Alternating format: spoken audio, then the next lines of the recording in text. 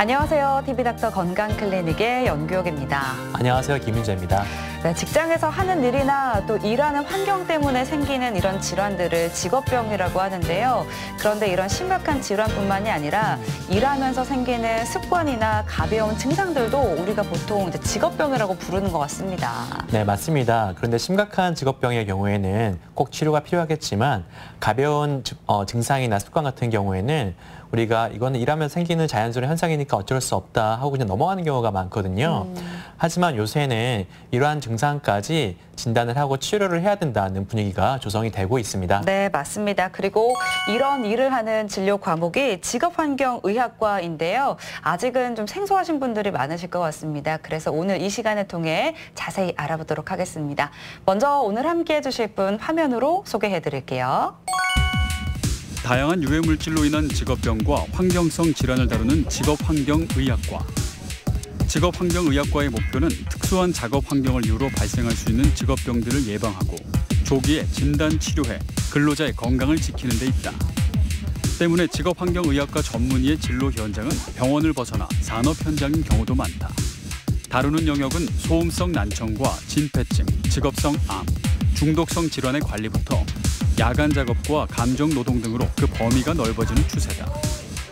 그리고 이런 근로 환경에서의 건강 여부를 판단하기 위해서 특수 건강검진이 시행된다. 특수 건강검진은 직업병의 예방과 근로자의 건강보호, 증진을 위한 중요한 수단의 하나입니다. 우리나라 산업보건의 발전과 함께 해온 역사적 의미 또한 지니고 있다고 할 수 있습니다. 산업화에 따른 유해물질이 근로자의 건강을 위협하기 때문에 일정 시기를 두고 건강검진을 하게 됩니다. 예를 들어 소음이 있는 사업장이 법적 노출 수준을 넘어서게 되면 소음이 영향을 줄 수 있는 청력검사를 통해서 청력 저하를 감시하게 됩니다. 이로 인해 미리 청력 보호구 및 사후관리, 청력 보존 프로그램 등을 통해서 근로자의 건강을 더 나빠지지 않게 예방을 하도록 하는 데 도움을 줍니다. 대한민국은 OECD 국가 중 산업재해 발생 상위 국가에 속한다. 지난 2018년 한 해 동안 산업재해로 사망한 수는 약 2,000명. 예방과 개선을 위한 노력들이 우리 사회 곳곳에서 계속되고 있지만 여전히 금지된 물질을 사용하다 건강을 잃는 것이 21세기 한국 사회 현실이다. 우리가 흔히 들었던 진폐증 혹은 중독에 의한 직업병들은 한 번 발병했을 시 치료가 힘든 경우가 많습니다. 그렇기 때문에 예방이 강조되는 영역입니다. 오늘 TV닥터 건강클리닉에서는 직업환경의학과 전문의 강은계 과장과 함께 직업의학에 대해 자세히 알아본다. 저는 이제 직업병을 생각을 해보니까 항상 이제 바른 자세, 뭐 또 이렇게 어깨도 좀 펴야 되고 이런 강박관념 때문인지 어깨나 허리에 가끔씩 통증이 좀 올 때가 있거든요. 과장님께서는 직업병 뭐가 있으세요? 저도 이제 응급실에서 일하다 보니까 이제 밤샘 근무를 많이 하거든요. 그렇죠. 그러다 보니까 아무래도 잠도 부족하고 일상이 늘 이제 피곤함이 이제 깔려 있는데요. 이런 가벼운 증상만이 직업병이 아니라 우리의 건강과 생명을 위협하는 심각한 직업병도 있습니다. 네, 맞습니다. 그래서 이런 직업병에는 어떤 것들이 있는지 자세히 알아보고요. 또 어떻게 관리하면 좋을지도 살펴보도록 하겠습니다. 먼저 앞서 화면으로 소개해드렸던 직업환경의학과 강은계 과장 스튜디오에 함께하고 있습니다. 과장님 어서 오세요. 안녕하세요. 네, 반갑습니다. 먼저 이제 직업환경의학과라는 이 진료 과목이 사실 좀 생소하게 느끼시는 분들 많으실 것 같거든요. 어떤 질환을 진료하는 곳이라고 저희가 알면 될까요? 네, 직업환경의학과는 한국에서는 비교적 역사가 짧은 의학 분야입니다. 하지만 우리에게 아주 중요한 의학 분야의 하나라고 생각합니다. 직업병에 대해서 예방을 하고 치료 및 보상과 재활에 관여하는 분야인데요. 잠깐 사진을 보시면 직업병 사례 초반에 있었던 일 두 가지 설명해 드리겠습니다. 네. 1988년도에 15세 문성명 군이 온도계를 만드는 공장에서 일을 하게 되었는데요. 그때 당시만 해도 검진이라든가 예방 같은 차원이 잘 안 돼 있었던 시대였습니다. 네. 그래서 이 15세 이 소년 같은 경우에는 온도계 만드는 그 과정에서 보호구 같은 것도 없이 순에 중독되면서 결국 사망하는 사건이 있었습니다. 또 다른 옆에 있는 사건입니다. 이거는 원진 레이온 이황화탄소 중독 사건이라고 하는데요. 우리가 이제 반짝이는 실을 아시겠지만 네. 그 실을 만드는 이제 공장에서 이황화탄소라는 유해 물질이 나오게 됩니다. 그 물질에 이제 노출이 되면서 많은 근로자들이 지금까지 1000명 정도까지 산재를 받으면서 이런 사건, 굵직한 사회적인 사건이 생기면서 직업병에 대한 우리나라의 약간 생각이 바뀌었다고 생각됩니다.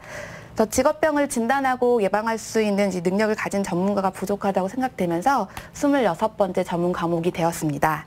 네, 많은 분들이 직업환경의학과는 검진만을 이루어진다고 생각하시는데요. 그건 아니고 사업장 보건관리와 채용 혹은 업무의 복귀 등과 관련된 업무 적합평가, 산업체와 관련된 이제 근로복지공단 같은 데서도 자문의로 일하고 있습니다. 또한 이제 산업재해가 생겼을 때 이게 직업병과 관련이 돼 있는지를 알아보기 위한 질병판정위원회 같은 곳에서도 업무를 하고 있고요. 직업병이 발명됐을 때 조사를 하기 위한 역학조사라든가 폐질환 연구소 같은 곳에서도 다양한 영역에서 활동하고 있습니다. 네. 저희가 앞서 이제 직업병에 대해서 얘기를 했는데요. 네. 과장님, 이제 직업병이라는 거는 정확히 어떤 걸 말하는 걸까요? 네, 교과서적으로는 직업병이란 생계를 목적으로 하는 노동의 환경이나 조건에 원인이 되어서 발생하는 질병을 말합니다. 그래서 직업병은 특정 기관이나 장기에 국한되지 않고 신체 전반에 나타나기 때문에 일단 발병하면 치료하기가 어려운 경우가 많습니다. 그래서 이런 직업병은 환경과 관련도에 따라 직업병과 아까 말씀하셨던 그 근골계 질환 같은 거는 작업 관련 질환이라고 하는데요. 네. 그런 작업 관련 질환으로 구분할 수가 있겠습니다. 그래서 직업병은 직업적 원인이 유일하거나 이제 유력한 발병 요인을 말하게 되고요.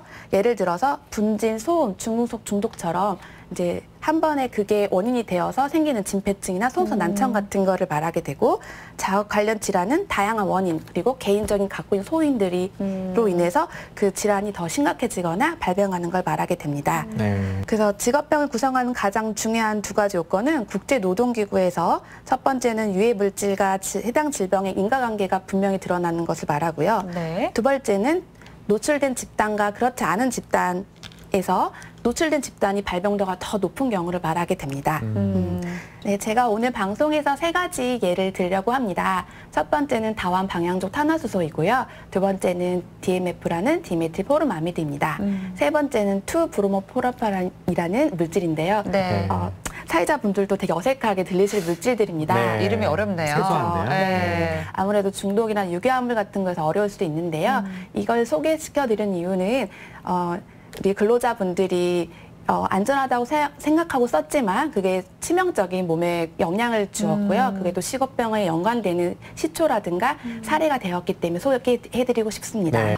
그러니까 이제 특정한 유해 물질이 해당 질병과 좀 관련이 있어야 되고요. 그리고 이런 위험에 노출된 집단에서 그렇지 않은 집단보다 질병의 발생 빈도가 높아야 이걸 이제 직업병으로 볼 수 있다라는 건데, 네. 좀 저희가 이해를 도울 수 있는 이런 사례들이 준비가 돼 있을까요? 네, 그러면은 직업적인 관련된 암이 생겼던 경우를 한번 예를 들어보겠습니다. 네. 이분은 18세기 퍼시벌 포트라는 의사분이신데요. 네. 이 의사분이 이제 치료를 하다 보니까 상대적으로 젊은 굴뚝 청소분들에게 유난히 음낭암이 자주 발생한다는 사실을 깨달았다고 네. 합니다. 그래서 18세기 당시를 살펴보게 되면요. 그림에서 보시다시피 이게 굴뚝이 많은 집들을 보게 될 수 있습니다. 네. 그래서 이때 이 굴뚝을 쓰는 이유는 난방 위에서 쓰게 되는데, 난방을 하고 나면 그 타고난 잿더미라든가 검댕이 숯 같은 게 생기게 되거든요. 네. 근데 이걸 청소해야지만 또 난방을 할 수 있기 때문에 네. 굴뚝 청소부가 필요했습니다. 근데 이 청소부를 누가 있냐면 이렇게 보시면 이 조그만 아이들 같은 경우가 많이 일을 하게 되었습니다. 네. 근데 이 아이들이 했던 이유가 이 굴뚝 좁은 사이로 들어가서 청소를 해야 하기 때문에 굉장히 최고 작은 아이들이 이 일을 했다고 보시면 됩니다. 그래서 보통 우리가 생각할 때 암은 나이가 든 사람들이 많이 발생하게 되는데, 그렇죠. 예, 그렇지 않고 이제 굴뚝 청소부, 상대적으로 젊은 친구들한테 암이 생기니까 이 퍼시벌 포트라는 의사가 의문을 갖게 되었습니다. 네. 그래서 처음으로 이 직업성인 것과 암이 관련된 것을 제시하게 되었습니다. 그래서 보시게 되면은 이 시커먼 검댕이 속이 이게 결국에 음낭암을 일으키는 물질이었는데요. 네. 그때 포트 박사는 그 당시에는 이 물질이 어떤 게 암을 일으키는지 몰랐는데 지금 알고 났을 때는 그게 바로 벤조피렌이라는 1급 발암 물질이었던 것이었습니다.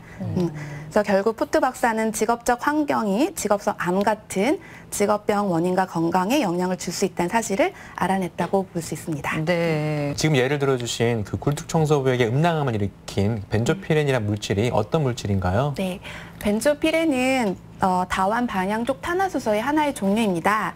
그림을 보시면 다완 방향 탄화수소는 이렇게 벤젠 고리가 두 개 이상이 붙은 것들을 말을 하게 되는데요.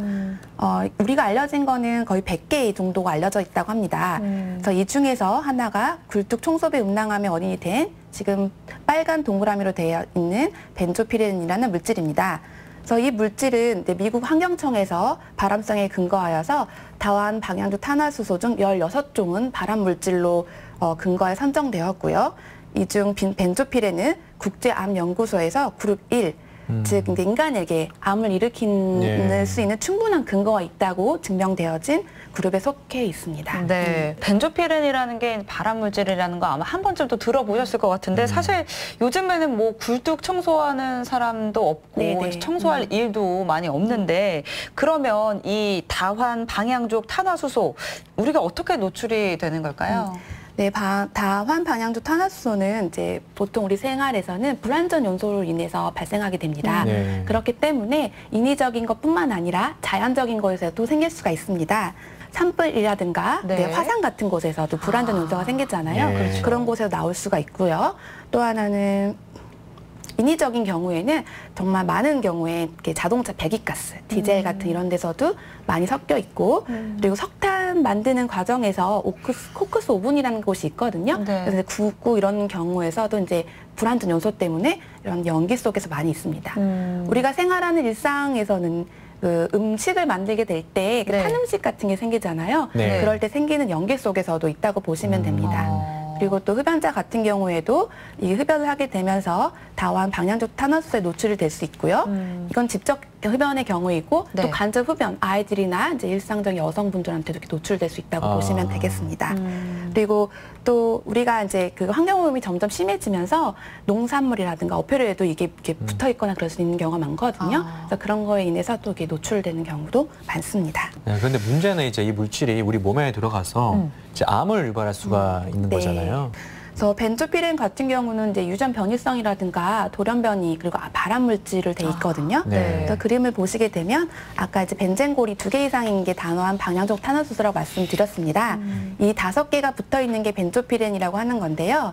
이게 우리 몸에 들어가서 간에서 대사가 되게 되면은 여기 보이시는 부분이 보이시죠? 네. 이렇게 이제 우리 세포 안에 있는 DNA라는 곳에 좀 친화적으로 되는 물질로 좀 변하게 됩니다.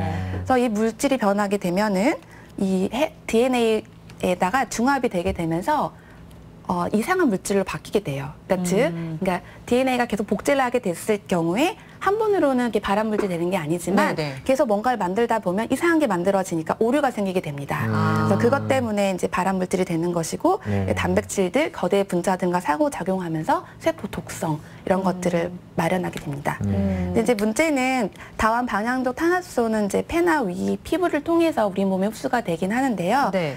대사 과정에서 이 부분을 에폭시드라고 말을 하는데 이 부분이 발암성을 결정하게 되고 특히나 벤조피렌은 우리 몸에 잔류하는 기간이 굉장히 길습니다. 예. 남아있군요. 네, 그렇기 때문에 이제 더더욱이나 돌연변이나 발암성으로 위험한 물질로 취급받고 있습니다. 네.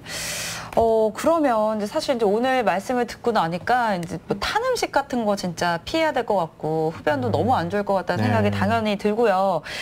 이 다환 방향족 탄화수소가 우리 건강에 좀 영향을 미치잖아요. 그런 걸 좀 피하기 위해서는 우리가 좀 어떻게 하면 좋을까요? 이제 아무래도 중독 물질 같은 경우에는 그 물질에서 가장 피하는 게 가장 중요한 방법이잖아요. 네. 그래서 노출을 줄이는 것이 가장 중요한 부분이 되겠습니다.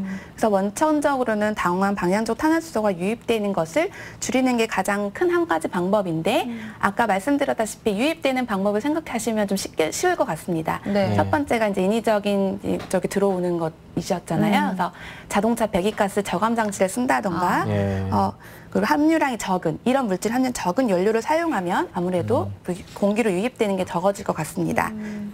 또 개인적 노력으로는 이제 흡연을 안 하시는 게 가장 좋고요. 네. 이제 간접 흡연에 노출되지 않도록 노력하시는 것도 가장 중요한 부분이라고 생각됩니다. 또한 탄 음식을 되도록 먹지 않는 게 좋고요. 조리하실 때는 주방 후드 같은 거를 사용하면서 개인적으로 주부분들도 이제 다환 방향족 탄화수소 같은 연기에 노출 안 되시는 것도 중요할 것 같습니다. 그리고 이제 가장 중요한 게 근로자의 건강이잖아요. 그렇죠. 그래서 다환 방향족 물질에 노출될 수밖에 없는 근로자들이 굉장히 많습니다. 네. 그렇기 때문에 이 근로자분들은 일하실 때에는 국소 환기 장치를 꼭 사용한다던가 마스크라든 보호 같은 걸 꼭 사용하시면서 몸을 굉장히 보호하셔야 될 것 같습니다. 그리고 또한 특수 건강검진을 통해서 일정한 시기에 주기적인 검진을 하도록 해야 될 것 같습니다. 네. 암을 일으킬 수 있는 위험 물질인 벤조피렌에 대해서 알아봤는데요. 일단은 우리가 이제 피하는 게 이제 가장 좋은 방법이라고 합니다. 이제 예방이 중요한 건데 탄 음식 드시지 마시고 또 흡연하시는 분들은 꼭 급연하셔야 되고요. 또 우리 어머님들은 요리하실 때 그 주방 후드 켜고 요리하는 거 잊지 마셔야겠습니다. 네.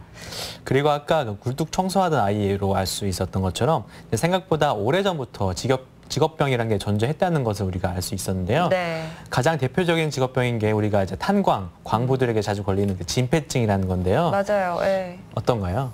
네, 진폐증은 이제 로마 시대부터 그 파라셀수라는 저서에서도 광부들이 걸린 질환 중에 폐질환에 대해서 언급할 정도로 굉장히 오래된 질환입니다. 네. 그래서 과거부터 현재까지도 직업과 관련되는 대표적인 질환이라고 할 수 있습니다. 그래서 진폐증을 간단히 설명드리면 이제 교과서적으로는 1971년에 제5회 국제 진폐회의에서 분진 흡입에 의해서 동반한 폐내의 분진 축적과 그에 의한 폐 축적에 의해서 생겨진 반응이라고, 조직 반응이라고 정의하고 있습니다. 네. 그림을 보고 조금 더 설명을 더 드리자고 하면요. 네. 보시면 이렇게 먼지를 흡입하는 게 분진 같은 경우죠. 네. 먼지를 흡입해서 이 폐에 축적이 되면서 이 폐에 축적됐던 이 폐의 실질, 폐포거든요. 여기에서 조직 반응이 일으켜지게 됩니다. 네. 이 조직 반응이 점점 이제 생기게 되면서 엑스레이에서 보다시피 이런 거 보이시죠? 이렇게. 네. 음영이 보이게 되는 조직 그러네요. 반응에 흉터 같은 게 생기게 된다고 네. 생각하시면 될 것 같습니다. 이제 뭐 이게 분진에 의해서 발생하는 질환이다 보니까 아무래도 이제 뭐 가루가 좀 많이 날리는 환경에서 일하시는 분들에게 많이 걸리지 않을까 싶거든요. 네. 어떻습니까? 네, 맞습니다. 정말 안타까운 사실인데요. 직업력 청취는 이제 진폐증을 진단하는 데 가장 중요하기 때문에 이 분진 노출력, 그리고 어떤 직업이 있는지 물어보는 게 가장 중요합니다. 네. 그래서 어떤 종류의 물질에 노출되었는지 파악함에 도움이 되는데 한번 보시면 네. 이렇게 첫 번째 그림 같은 경우에는 돌을 깎는 건데요. 아. 네. 이런 거에서도 이제 유리 규산 같이 규폐증 같은 경우 채석장, 돌 깨는데 네. 터널, 시멘트 제조업, 광물 분쇄 등 작업 현장에서 발생하는 유리 규산으로 생길 수 있는 질환이고요. 네. 또 우리가 흔히도 아는 우리가 70년, 60년대 이때 탄광부 보시죠. 네. 탄광들이 채광 작업을 하면서 들어가는 이제 사진인데요. 진폐증 광업 연탄 제조 공장 현장에서 발생하는 것을 탄광부 진폐증이라고 합니다. 그리고 또한 이제 성명 같은 얘기를 많이 들어보셨을 거예요. 네, 성명, 그렇죠. 관련 성명 관련된 진폐증 같은 경우에는 성면이 예전에 보온제나 단열재로 굉장히 많이 쓰였어요. 그래서 건설업 경우에 수리나 보수, 해체 작업자 등에서도 많이 생기고 조선업에서도 은근히 진폐증이 많이 나와요. 네. 그리고 이제 그 큰 배 안에서도 보온과 보일러실 이런 단열재로 쓰이기 때문에 네. 이런 경우에 성면에 관련된 성면폐증이 있습니다. 실제 이런 현장에서 일하시는 분들 모두에게 진폐증이 생기는 건지도 궁금하고요. 이게 네네. 어떤 식으로 진단이 될까도 궁금하거든요. 네네. 분진에 노출되었다고 모두가 진폐증이 생기는 건 아닙니다. 그래서 이제 분진에 노출된 기간이라든가 분진의 농도, 그리고 개인력, 분진의 종류, 분진의 크기 등, 그리고 직업 강도, 그리고 작업장의 물리적 요인이라든가 어떤 분들 호흡이 더 빠르신 분들은 더 많이 노출되는 경향이 있기 때문에 개인적인 호흡 방법 등, 그리고 보호구를 착용했는지 안 했는지, 개인차 등 다양한 요인들이 있습니다. 그래서 진폐증의 발병의 원인이 되게 되면은 진단할 때 가장 중요한 게 아까 말씀드렸다시피 직업력을 통해서 방금 말씀드렸던 것을 알게 됩니다. 어떤 현장이 있었는지, 예를 들어 채석장, 네. 이걸 돌을 캔다던가 이런 경우는 뭐 유리규산 같은 거 의심할 수 있겠고요. 그렇죠. 내가 탄광에 일했다고 하면은 아까 탄광부 폐증을 더 의심할 수도 있게 되겠습니다. 그래서 이렇게 직업력을 파악하면서 어떤 종류의 분진과 노출력이 있었는지를 알게 됩니다. 그런 후에 단순 흉부 방사선 검사, 그 흉부 엑스레이를 통해서 어떤 진폐증에 대해서 기술을 하고 진단하게 됩니다. 흉부 컴퓨터 단층 촬영 같은 경우에는 초기에 이제 진폐증을 감별하지 못하거나 진단하기 어려운 경우가 있습니다. 이럴 경우에 보완하는 것으로 많이 사용이 되고요. 그 찍을 때는 이제 고해상도 컴퓨터 촬영을 하면서 폐실질을 더 자세히 보게 됩니다. 그리고 그렇- 기관지 내시경 같은 경우에는 진폐증과 유사한 경우가 굉장히 많습니다. 네. 그래서 이제 조직 검사라든가 그런 걸 통해서 다른 질환과 감별하게 됩니다. 네. 지금 이제 설명을 좀 들어보니까 이런 환경에서 일하고 계시는 근로자분들께서는 우리가 보통 생각하는 일반 검진 말고 조금 더 이런 자세한 검진들이 필요할 것 같다라는 생각이 좀 듭니다. 네. 그래서 직업 환경의학과에서 하는 가장 중요한 일 중에 하나가 이제 근로자들의 건강 검진이거든요. 근로자의 건강 검진이 중요한 이유가 뭘까요? 네, 특수 건강 진단 검진은 이제 직업병 예방과 근로자의 건강보험이 증진을 위한 중요한 수단의 하나입니다. 앞서 본 것처럼 직업병이라든가 작업 관련 질환 같은 경우에는 한 번 발병했을 시 치료가 어려운 경우가 굉장히 많습니다. 그렇기 때문에 예방이 매우 강조되는 부분이고요. 이것은 검진 같은 것을 통해서 직업병이라든가 작업 관련 질환 발생 시 조기 발견하여 신속한 치료로 대처할 수 있으며 근로자가 건강한 상태로 일터로 복귀하는 데 도움이 되는 하나의 방법이라고 생각합니다. 네. 네. 그러면 이제 우리가 받는 그런 일반적인 건강검진과 또 이런 분들이 받는 검진은 조금 다른 거겠죠? 네, 근로자분들 같은 경우에는 산업안전보건법 제43조 건강진단이라는 부분이 있습니다. 이거에 근거하여서 그 건강검진이 이루어지게 됩니다. 사업주는 근로자의 유해물질 노출되는 근로자의 건강을 보호 유지하기 위해서 건강검진을 하게 돼 있고요. 근로자 또한 사업주가 실시하는 건강검진을 받아야 되는 의무가 있습니다. 네. 그래서 근로자 건강진단은 크게 5가지로 나눌 수가 있습니다. 배치전 건강진단, 투수 건강진단, 수시 건강진단, 임시 건강진단, 일반 건강진단이 있습니다. 사무직이라든가 일반직 같은 경우에는 일반 건강진단을 하게 되고요. 배치전 건강진단 같은 경우에는 어떤 유해물질을 쓰게 될 때 그 업무 배치하기 전에 그 물질 노출되는 기관이 있을 거예요. 네. 그래서 그거를 미리 검사를 하게 되면은 향후 혹시 노출됐을 때 기본 비교 데이터 같은 경우 쓰게 됩니다. 그래서 배치하기 전에 검진을 통하여서 근로자 건강 상태를 확인할 수 있고요. 특수 건강진단 같은 경우에는 지금 우리나라에서 이제 하고 있는 경우는 179종이 있습니다. 이거에 대해서 대상 유해인자 노출 근로자 혹은 작업 전환자에게 해당 유해인자에 대한 기관을 검사 및 문진하게 됩니다. 수시 건강검진 같은 경우에는 특정한 시기가 아니어도 작업 관련 증상을 호소하거나 예를 들어 천식 같은 직업성 천식이나 피부질환 등이 생겼을 때 수시로 이렇게 건강진단을 할 수 있는 것입니다. 임시 건강진단 같은 경우에는 직업별 유소견제가 발생하였을 시 동일 부서 근로자들에게 대상으로 실시하게 됩니다. 그럼 이 근로자 건강 진단은 일반 검진이랑 좀 주기도 좀 다를 것 같고요. 네. 그 방법도 좀 다를 것 같거든요. 어떤가요? 네, 보통 특수 건강 진단을 1년마다 하게 되는데요. 네. 몇 가지 물질에 대해서는 그 주기가 좀 짧거나 더 자주 하는 경우가 있습니다. 네. 그래서 그림을 보시겠습니다. 특수 건강 진단에서 보시게 되면은 1번, 2번, 3번, 4번, 5번, 6번으로 구분하게 돼 있습니다. 네. 1번이 이따가 더 예로 설명드릴 물질인데요. NN, 디메틸포름아미드나 디메틸아세트아미드 같은 경우에는 배치 후 첫 번째 건강진단을 1개월 이내에 하게 돼 있습니다. 그래서 나중에 더 자세하게 설명드리겠지만 디메틸포름아미드 같은 경우에는 일을 시작한 이후에 한 달 안에 많이 간염 같은 게 발생됐던 경우가 있어서 주의하게 되겠습니다. 네. 그리고 정기적으로는 6개월마다 한 번씩 하게 됩니다. 벤젠 같은 경우에도 2개월 이내에 배치 후 특수건강진단을 진행하게 돼 있고요. 주기는 6개월마다 진행되게 돼 있습니다. 그룹 세 번째 있는 1122 테트라클로로에탄, 사염화탄소, 아크릴로니트릴, 염화비닐 같은 경우에는 배치 후 첫 번째 특수건강진단은 3개월 이내에 그리고 6개월마다 하게 돼 있고요. 성면, 면 분진 같은 경우에는 배치 후 12개월 이내에 주기도 12개월입니다. 광물성 분진, 나무 분진, 소음 및 충격 소음 같은 경우에도 배치 후 첫 번째 특수 건강 진단은 12개월 이내에 주기는 24개월입니다. 네. 다음 슬라이드를 보면서 구체적으로 어떻게 건강 진단이 진행되는지 한번 말씀드려 보겠습니다. 네. 보시는 바와 같이 근로자가 어떤 유해물질에 노출되는지를 파악한 후에 그 사업장에 해당되는 작업 환경 측정 결과를 확인하게 됩니다. 작업 환경 결과 측정인 게 무슨 말이냐면 이제 우리가 건강검진을 하기 전에 그 사업장에서 유해 물질이 노출이 되는지 안 되는지, 기준 농도가 넘었는지 안 넘었는지를 보게 됩니다. 네. 만약에 넘었으면 이제 그 근로자들은 그 물질에 해당되는 물질에 더 많이 노출된다는 걸 의미할 수 있습니다. 네. 그래서 해당 사업장이 유해 물질의 기준치 이상인지를 파악하게 되고요. 근로자의 과거 병력을 조사하고 문진을 하게 됩니다. 그리고 또한 문진을 통해서 자각 증상 조사를 하게 되고요. 임상 진찰 등을 통해서 자각 증상 호소부에 대한 진찰, 예를 들어 뭐 소음성 난청이 의심되는 환자 같은 경우에는 이경을 통해서 고막 같은 걸 확인하는 경우가 있겠습니다. 임상 검사는 1차 항목 검사에 대해서는 대상 근로자가 전부가 하게 되고요. 네. 1차에서 이상이 있는 환자들에게서는 한 번은 아닐 수도 있기 때문에 한 번 더, 2차 필요한 검사를 더 하게 됩니다. 네. 그 생물학적 노출 지표 검사라는 게 있습니다.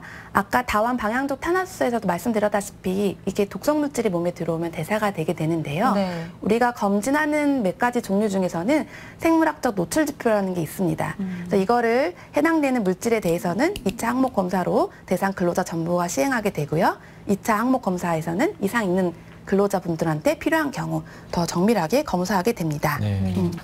지금부터는요, 이 대표적인 유해 인재로 인한 직업병 검진 사례에 대해서 좀 살펴보도록 하겠습니다. 앞에서 이제 좀 용어가 어려운 것들이 좀 많이 나왔는데 지금부터 하나씩 좀 살펴보도록 하겠습니다. 첫 번째는 어떤 사례일까요? 네, 제가 이번에 소개시켜드리는 그 사례는요, DMF라고 디메틸 포름아미드라는 물질입니다. 그래서 앞에서 설명드렸다시피 이 물질은 건강 주기도 6개월이고 네. 배치효도 1개월일 정도로 굉장히 좀 우리 몸에 위험한 요소가 될 수 있는 물질입니다. 그래서 사례를 좀 몇 가지 살펴보겠습니다. 최근 디메틸 포름아미드 중독 사건에 대한 사례들입니다. 이 자료는 이제 그 산업안전보건공단에서 DMF에 의한 건강장애 예방에서 만들어진 자료인데요. 보시는 것처럼 잉크 토너나 이제 제조업체 같은 경우 인조 피혁 제조업체, 코팅 장갑, 인조 피혁 이런 DMF가 많이 사용되는 공장에서 발생됐는데요. 네. 이렇게 보시게 되면 이제 입사 이후 20일, 입사 이후 5개월, 5일, 14일, 뭐 1개월처럼 급성 감염이 굉장히 노출되고 빠르게 나타납니다. 네. 그래서 몇 가지 사건 같은 경우에는 06년도 4월에 일으킨 사건에서는 사망까지 하시고 7월에 사망할 정도로 이제 우리 사회의 경각심을 일으키게 했던 사건입니다.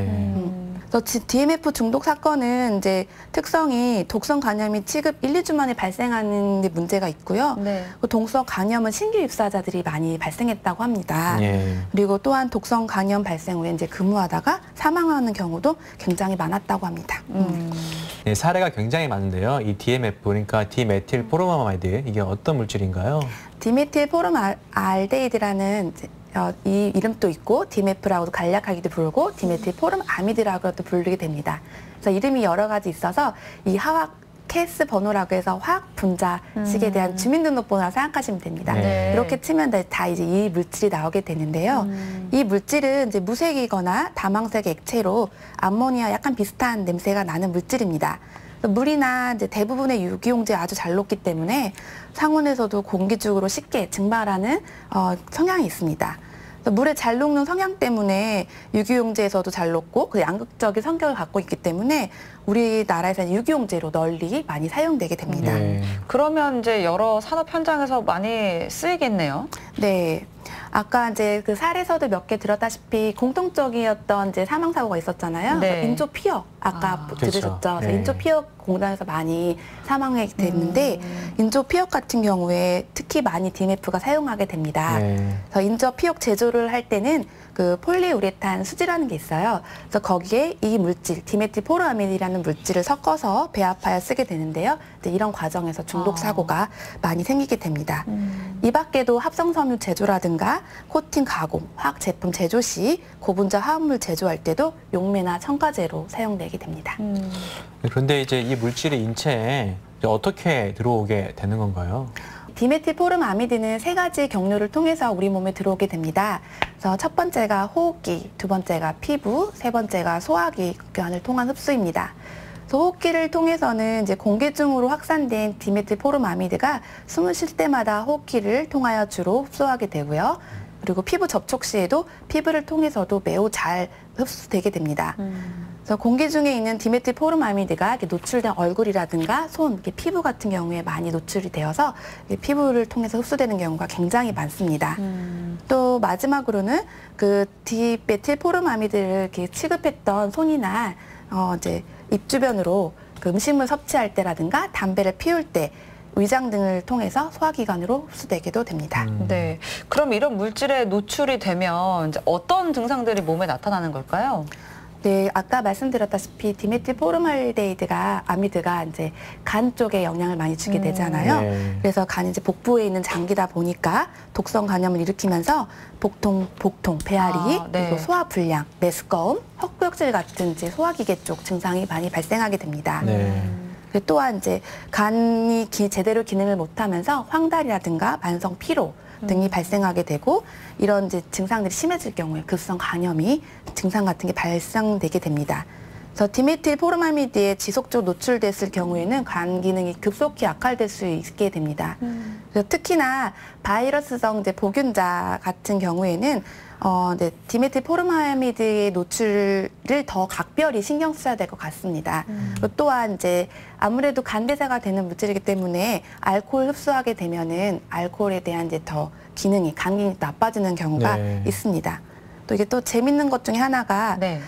디메틸 이제 포름아미드 같은 경우에 대사물질 중에 하나가 아세트알데히드라고 있어요. 아세트알데히드가 이제 알코올 그 분해하는 효소인데 이걸 방해하는 영향이 있어서 술을 이제 알코올성 음료를 마시게 되면은 안면 홍조가 뚜렷하게 나타나는 알코올 불내성 증상도 보인다고 합니다. 그렇군요. 네. 그러면 이제 DMF를 사용하는 그런 산업 현장에서 일하는 근로자들은 주기적으로 검사를 좀 받아봐야겠네요. 네. 아까 제가 이제 검사 방법을 한번 얘기해 드렸는데요. 그거에 맞춰서 한번 설명을 드려보겠습니다. 그래서 디메틸 포름아미드 또한 이제 산업안전보건법 43조에 근거하여서 건강진단을 하게 되는데요. 처음으로 직업력 및 노출력을 조사하고 간 담독이라든가 점막 자극 증상에 대해서 문진하게 됩니다. 디메틸 포름아미드가 간이라든가 피부나 이제 이런 쪽으로 흡수가 된다고 말씀드렸잖아요. 네. 그래서 간 담독에 대한 이제 문진, 배가 아픈 적 있었나, 뭐 얼굴 황달 같은 게 있었나를 물어보게 되고요. 점막 자극 증상에 물어보게 됩니다. 그리고 모든 물질은 아니지만 이 물질 같은 경우에는 생물학적 노출 지표 검사가 있어요. 그래서 디메틸 포름아미드가 우리 몸에서 대사가 되면서 나오는 물질이 이제 N-디메틸 아미드라는 물질이 있습니다. 네. 그래서 생물학적 노출 지표를 또 채취하게 됩니다. 근데 여기서 되게 중요한 게 이 디메틸 아미드는요, 이제 대사가 굉장히 빨라서 반감기가 되게 짧아요. 예. 그렇기 때문에 제대로 검사를 하지 않으면 노출되는지 안 되는지 모르게 됩니다. 그래서 항상 작업 종료 후에 할 수 있게끔 꼭 근로자분들한테 검사할 때 숙지하게 해드립니다. 네. 그래서 디메틸 포름아미드를 사용하는 부서 같은 경우에는 배치 전에 건강진단을 실시하게 되고요. 그리고 배치 후에는 첫 번째, 아까 말씀드렸다시피 1개월 뒤에 간 기능 검사를 하게 됩니다. 그리고 특수 건강검진은 정기검사로서 1년이 아니라 디메틸 포름아미드 같은 경우는 6개월마다 진행하게 됩니다. 또 6개월마다 이제 간 기능 이상 여부를 확인하면서 이 근로자가 많이 노출이 됐다거나 혹시 급성 간염이 생겨 것을 미리 방지하거나 예방할 수 있게 되겠습니다. 네. 네. 디메틸 포름아미드, 그러면 이 노출 위험을 좀 줄이기 위해서는 어떻게 좀 예방을 할 수 있을까요? 네, 앞서 사례 보았듯이 디메틸 포름아미드 같은 경우에는 급성 간염이 생겼을 경우에 치료하기가 힘든 경우도 많고 사망까지 이르는 무서운 물질입니다. 네. 그래서 디메틸 포름아미드를 취급하는 근로자 및 사업주가 또한 몇 가지 정도 이제 건강관리 조치를 할 수 있으면 예방하는 데 큰 도움이 될 수 있습니다. 그래서 근로자 같은 경우에는 이제 호흡기를 통해서 흡수되는 걸 막기 위해서 개인용 보호구, 마스크 같은 걸 하게 되고요. 작업하시는 공간에서는 이제 국소 환기 장치 같은 거를 사용하면 아주 좋을 것 같습니다. 그리고 또 이제 피부 흡수를 막기 위해서 장갑 그리고 보호 옷 같은 것들을 이제 하고 작업을 할 수 있으면 가장 좋을 것 같습니다. 그리고 작업을 마친 후에 씻지 않으면 그 손 묻었던 걸 다시 또 이렇게 흡수가 되거든요. 그러니까 네. 소화기계 흡수가 됐었던 경우를 말씀드렸다시피 꼭 이제 작업을 한 후에 손 위생이라든가 샤워 등 같은 경우를 함으로써 몸에 묻은 디메틸 포름아미드 같은 경우를 제거하는 방법도 있겠습니다. 네. 그리고 또 관리자 입장에서는 디메틸 포름아미드 함유 물질이라든가 사용한 빈 용기 등의 저장, 보관 시에는 근로자가 노출되지 않도록 별도의 장소를 지정하여서 저장 보관하도록 하면 좋겠습니다. 그리고 작업장 바닥 같은 경우에는 불침투성으로 청소하기 쉬운 구조, 작업 중 또는 후에 세면 샤워 등 할 수 있는 시설을 설치하게 된다면 근로자 건강 보호하는데 큰 도움이 될 것 같습니다. 네. 네, 지금까지는 DMF, 그러니까 디메틸 포름아마이드라는 물질에 대해서 알아봤고요. 앞으로 알아볼 내용도 좀 이름이 생소합니다. 바로 브로모프로판이라는 건데요. 이 물질에 대해서 역학조사를 한 배경이 있다고요. 네, 제가 이 사례를 가장 소개하고 싶었던 이유가 뭐냐면 네. 특수 건강 검진을 통해서 할 수 있는 물질은 되게 제한적입니다. 네. 근데 막상 저희가 이제 현장에서 쓰게 되는 물질은 수천 가지가 있을 거고 그리고 아직 알려지지 않았거나 유해성을 잘 모르는 물질이 굉장히 많습니다. 네. 브로모프로판 같은 경우에는 이제 국내에 처음 들어왔을 경우에는 유해성이 많이 밝혀지지 않았고 많은 근로자들이 나쁜 물질이라고 생각하지 않고 썼을 거예요. 네. 그것 때문에 이제 건강 영향이 생겼던 경우였기 때문에 소개시켜드리고 싶었습니다. 그래서 역학조사 배경했던 거를 좀 얘기 말씀드려보면은 네. 2-브로모프로판, 이제 솔벤트 5200이라는 상품명으로 이렇게 들어오게 됐는데 네. 이 시대가 지금 이제 90년대 당시에는 프레온을 세정제로 이렇게 닦는 이런 물질을 쓰게 사용하게 됐었던 시절입니다. 네. 근데 아시다시피 예전에는 막 스프레이도 뿌리고 막 그랬잖아요. 머리 맞아요. 세우려고. 네. 근데 그게 그 속에 있었던 프레온 가스가 오존층을 이제 파괴한다는 주범으로 지목되면서 점점 퇴출되게 됐습니다. 네. 그래서 일본에서 발명된 이제 솔벤트 5200이라는 세정제가 우리나라에 들어오게 된 거고요. 또 그 대체 물질을 찾는 과정에서 일본이 개발한 물질이며 당시만 해도 독성에 대해서 많이 알려진 상황이 아니었기 때문에 사용하게 되었습니다. 예. 그러면 이제 프레온 말고도 이 솔벤트 5200의 주성분도 이제 건강에 문제가 발생한다는 걸 모르고 있었었겠네요. 네, 좀 더 자세히 설명드리면은 1995년에 8월 한 지방 전자부품 회사에서 그 접촉력 스위치 제조 공정에 이 물질이 쓰였습니다. 네. 그래서 이제 근무한 부서는 이제 전자제품을 만드는 이제 부서이다 보니까 반도체나 이런 전자제품 같은 경우에는 정밀하게 작동돼야 하기 때문에 미세한 먼지나 불순물을 없애는 과정이 반드시 필요하게 됩니다. 그래서 이때 쓰이는 공정이 세척 공정입니다. 네. 그래서 이제 이때 세척 공정에서 필수적으로 세척제가 사용하게 되고요.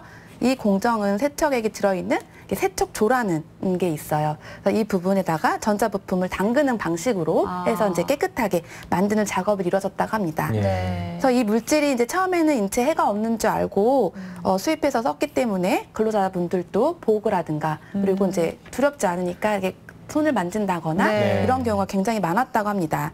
그래서 당시 이제 역학조사팀이 조사를 해봤던 보고서를 보면은 작업 공간 주변의 공기를 채취 분석해 본 결과 2-브로모프로판이 기준치를 상회한 농도였다고 합니다. 네. 어느 정도였냐면요. 당시 평균 농도가 12.4 정도라고 하면 ppm, 그때 당시 그 세척조 후두 내 무려 4,000 정도의 ppm이니까 굉장히 많은 게 네. 노출된 너무 위험했겠군요. 그쵸? 그리고 많이 노출된 걸 의심할 수가 있습니다. 네. 그렇군요. 그러면 이제 역학조사는 좀 어떻게 이루어졌는지 궁금한데요. 네, 이제 세척 작업을 하던 이제 여성 근로자분들이 서로 생리가 없어졌다는 얘기를 하게 됩니다. 월경에. 네. 그러면서 이 사건이 그 지방 신문사에 게재가 되었고 노동부가 이제 발빠르게 대처하면서 역학조사가 이뤄지게 되었는데요. 조사를 해보니 세척 작업을 하던 25명 여성 근로자 중에서 11명이 생리가 중단되고 2명에게서는 재생 불량성 빈혈이라고 이제 골수 쪽에서 기능을 네. 못하는 빈혈이 나타나는 사건이 발생하게 되었다고 합니다.